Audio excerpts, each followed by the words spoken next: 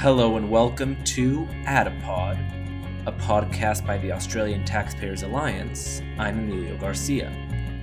Today, Brian Marlowe and I sat down with Paul Shetler, owner of Accelerate HQ, and Kirsty O'Sullivan of the Liberal Democrats to talk about efficiency in government and libertarianism. Enjoy the episode.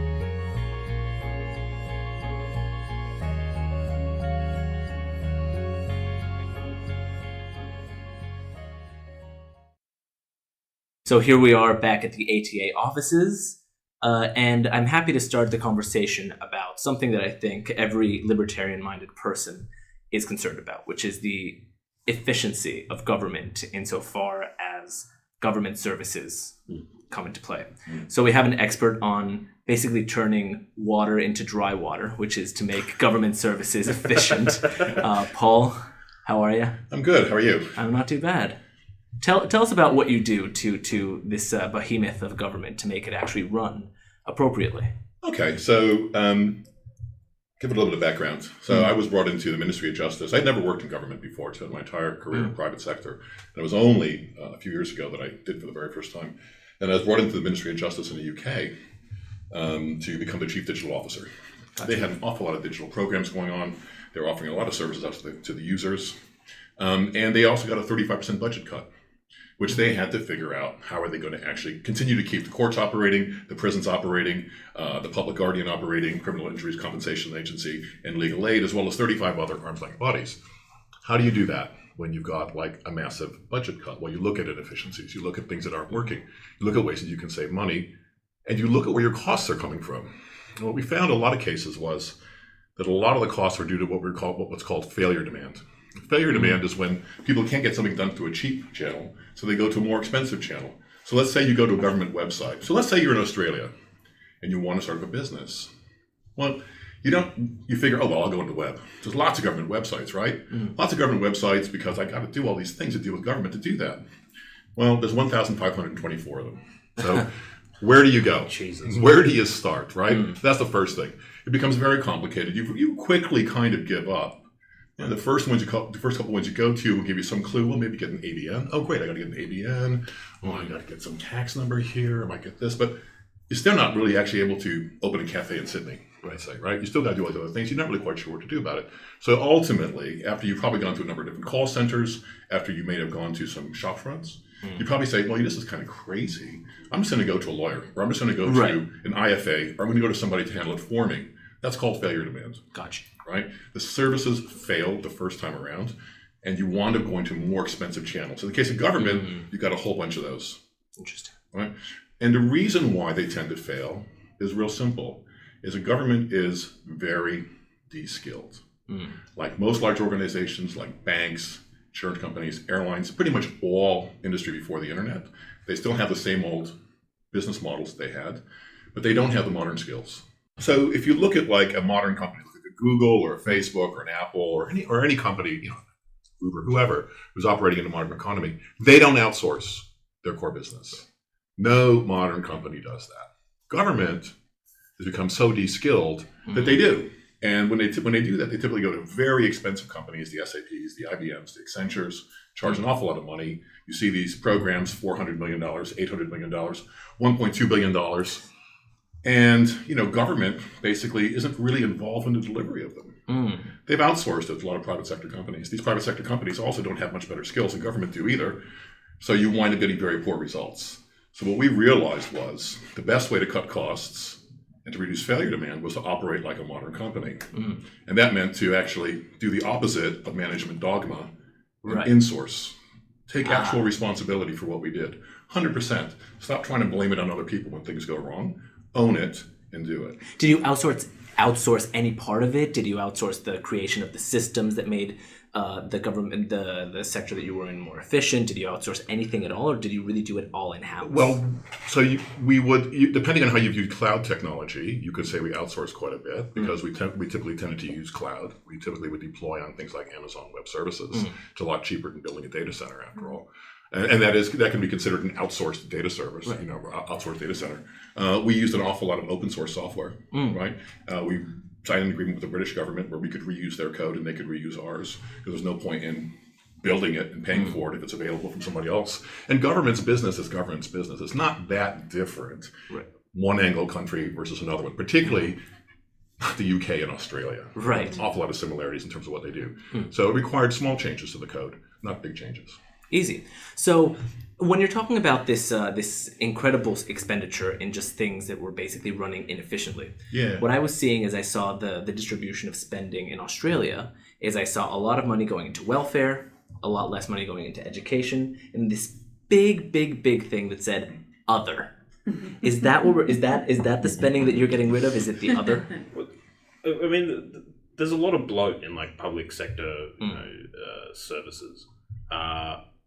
As an example, I was reading an article a couple of weeks ago. It was this like front page article in the Sydney Morning Herald being like Gladys Berejiklian to slash public service jobs, 2,500 jobs, and I was thinking that sounds like a lot of public service jobs. That sounds like a lot of people in the public sector. Then I looked it up in New South Wales, and I asked the guys in the office. I said, "Look, New South Wales, you have a population of like 6 million or something like that. How many people do you think work in the public service? 30,000, 40,000." Over 300,000 people work in the public service. So that's an example of the bloat, right? Now, so she's getting rid of like less than a percentage point of fat, and people are losing their minds, pretending that she's some big slash and burn politician. Now, I think coming back to Paul's point though is like you have these big overbloated systems. No one's really accountable. Previously when we've spoken, it's all right for them to set up a program, but what are their actual deliverables? And then how do they measure those things? And that's where you get that glut and you get that bloat. So then they go, oh, that program kind of failed, so we'll just bring on more people or get more money and throw it at the same thing. Whereas at least with what Paul does, it's actually results orientated, and the whole point is to track the progress and then go, well, where did it go wrong and where can it improve? A good example would be like My Health Record, where they spent an inordinate amount of money on it. They didn't really have an idea of how they would actually, what were their actual KPIs. It was just have a health record. And Paul's written about this before in a couple of good op-eds and done some ABC interviews about it, where he highlights all the failures of it, and it's insane to see. It was insane because I was briefed on that like my second or third week in government, and the amount of money that had been spent by that point, I think, was over $1 billion. And that was for 1% of the population to actively use it. So they had 10% of people signing up for that. And of those 10% of them were actually using it on an ongoing basis. And this has been going on for a few years now. They spent all this money. I'm like, so how much more are you going to actually have to spend to actually get it to the point where everyone's using it and it's a useful system? And you look at those numbers, you say, well, obviously it's not going to work. Right. And so that's why they changed it from opt-in to opt-out. Yes. Just sort of like, okay, guess what? Whether you like it or not, You're in. You're in. But the reason people didn't use it was because it didn't meet their needs. And this is one of the biggest problems with government services, because they're not actually taking ownership of the delivery. They're not actually taking ownership of the design. They don't know. A modern business would actually check and see, is there a need for this service? Are we delivering it in the right way? If we're delivering it in the wrong way, we'll find out really quickly, because we'll see the usage numbers. People will be complaining about it. They'll say things are wrong. Look at, for instance, in New South Wales. I was slightly patriotic in the state, but nonetheless, it's true. They used to have terrible user satisfaction numbers. People waiting for over an hour on the phone. Right. First thing Service New South Wales did was say, you know what, we're going to make it so if you call us, we answer the phone within a minute. Basic stuff that any business would be doing, but it was like a revelation in government, right? Which is like essentially what you're saying. Yeah. In other words, is we're going to make this efficient, and that's that's something really edgy. And we're going to operate like any other contemporary organization that people get services from. Right. People get services from Amazon, from Uber, from all these places today. And they operate very quickly. They get, people like the service. If they don't like it, they walk away, they go somewhere else. Right. Government, you don't have the choice, but the government starts have to act in that way like you actually do. They have to start actually listening to what users are saying. If they don't, then they get thrown out in their ear. Right. And this is where I'd like to bring you in, Kirsty, because obviously you're a high-ranking member of the LDP. So I guess you have a lot to say about this as a libertarian. What are we doing wrong? So I know some things have to stay with government. There's some services that we don't want to give to the private sector. But what is the position of the LDP? What should we privatize? What do we need to outsource? What's your... What's your I guess there's not as much particular things that we sort of need to privatise, but it's more just kind of decreasing all of that bloat and then obviously, like in terms of government as well, like even right down into like defence, there's so much doubling up, tripling up, quadrupling up of various areas that just there does need to be a bit more of a slash and burn type things. There's so much money that is being wasted because a lot of the times I know, for example, with defence, I'm in a defence family, and so they'll have, you know, let's say army officers with particular roles. And then they'll pay them, but then they'll also get in consultants, which are getting paid twice as much, to do the same job. So, you know, they'll be twiddling their thumbs. The people who are actually initially hired are sitting around twiddling their thumbs while these consultants come in. They charge 3, 4, 5 times the price. And then they go and nothing much changes anyway, because then it's got to go to the next meeting and then the next meeting and the next meeting. And that's got to go to government. And there's just, everything just takes so long. And there's just so much doubling up. So in terms of more of a libertarian or Liberal Democrat sort of line of thinking, it's really just, we know we're not going to, you know, go into a full privatised, you know, user pays type system. That's crazy. Right. But we certainly need to decrease the size of everything and then figure out where all that bloat is, figure out where that doubling up is happening and clean it up. And as you were saying before, Brian, about the small percentage in New South Wales of public servants that were getting cut. The same thing's happened in Queensland, where with the current government, where they've gone in and all they've done is just expand. And that was a previous thing, the previous government in Queensland, that was their issue. Like, oh my gosh, they're cutting all these jobs.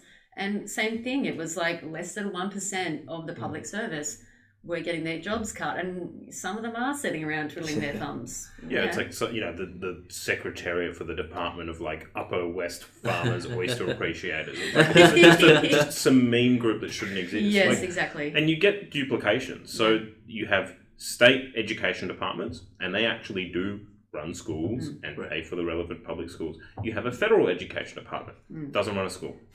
There's not a single school that it runs. It barely has input on anything other than absorb millions and millions of taxpayer dollars to do what? Those are like those examples of bloat. And, you know, there will be ANCAP libertarians that go out there and go, look, if the government's not getting rid of all of it right now, then, you know, we're all statists and that's not good enough. Well, it doesn't work like that. Whether it's Liberal or Labor, a major party is going to run a department that's overbloated. So at the very least, you need to make sure that if they're going to take your money and they're going to throw it up against the wall to run something that you may not necessarily think should exist, at least they should do it efficiently, or as efficiently as a government program should run. Which it goes back to what David Leinholm used to say, which is, you know, when governments take away your rights, they don't tend to just flick a switch and take something away. It's, you know, he used to say it's like cutting away to salami, and then all of a sudden you go, holy shit, where are all my rights gone? Right. That really plays into... Oh, sorry. But you can do the same thing with government, right? So you slowly start chipping away and going, okay, well, this department can be more efficient. This department actually probably shouldn't exist because there's already 6 other departments at different state levels that do this. That's right.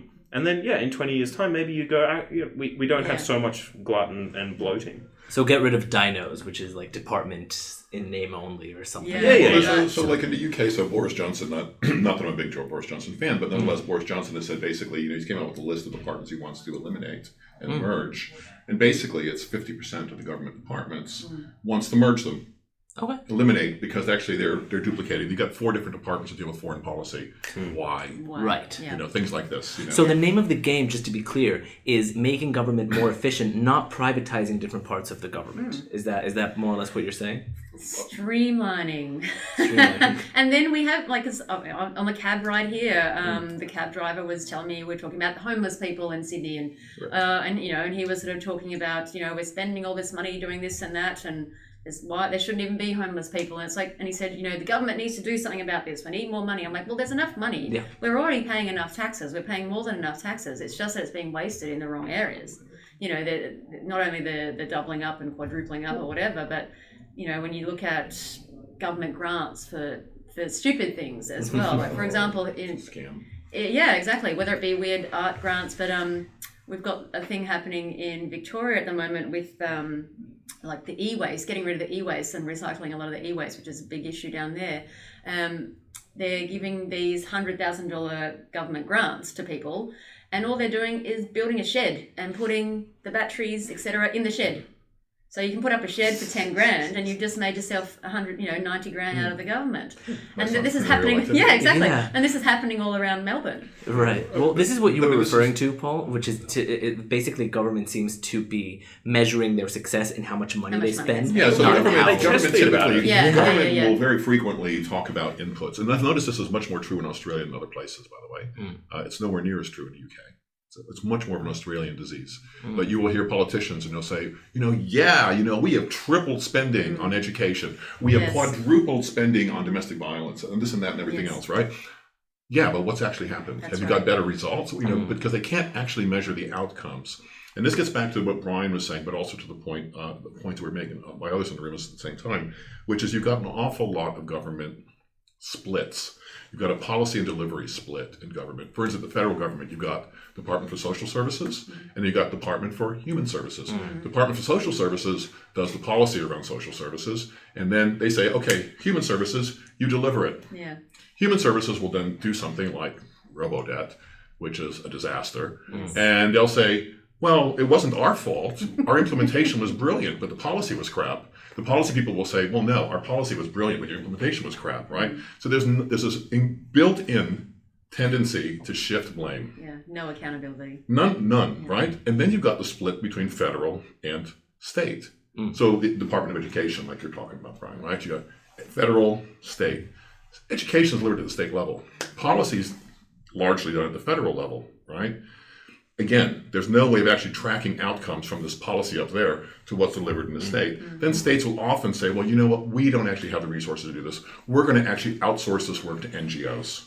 So you can actually have situations where you have a federal policymaking agency delegating responsibility to the state then delegating it out to NGOs, and there's no information going back up to the policy agency to actually judge, was this a good policy? Was this a bad policy? Is the money we're spending giving a result? Is it not giving a result? So it becomes very difficult to actually be efficient in many ways because almost some inbuilt tendencies working against it.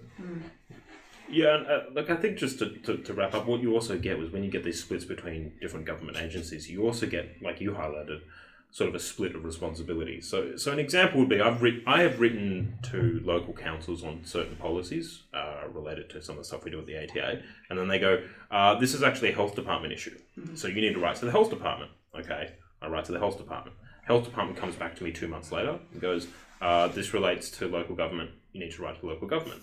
So then I send that letter to local government, they come back and go, oh no, this is still a health like it's this thing where there's no clear defined roles of who does what. There's a random federal or state level thing that oversees a lower level program of which is similar, and none of them are communicating to each other or tracking what their progress is, and then they point blame, and there's no way to find a way through the quagmire. Right, exactly. So now mention that you're not somebody like you who is heading up an organization which already has a bit of influence.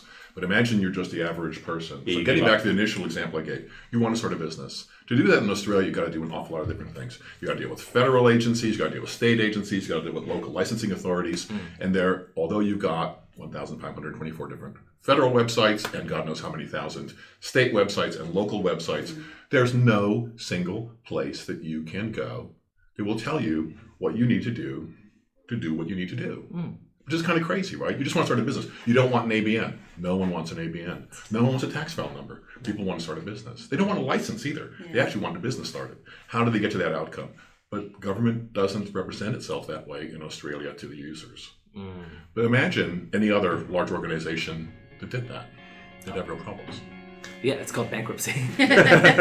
Okay, well, this has been a really interesting and productive chat. Thank you so much for being with us, and to our listeners, please tune in next time. Thank you.